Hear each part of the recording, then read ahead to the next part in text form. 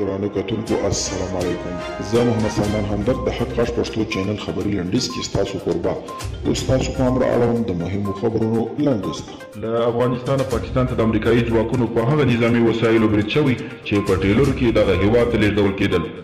برید د خیبر پښتونخوا په باړه سیمه کې شوی دی. د راپورونو له مخې په برید کې د امریکایي ځواکونو 4 ټانکونه سوځول شوي دي. امریکایي چارواکي وایي موږ له طالبانو سره هوکړه کړې چې په افغانستان کې تاوتریخوالی کم کړي.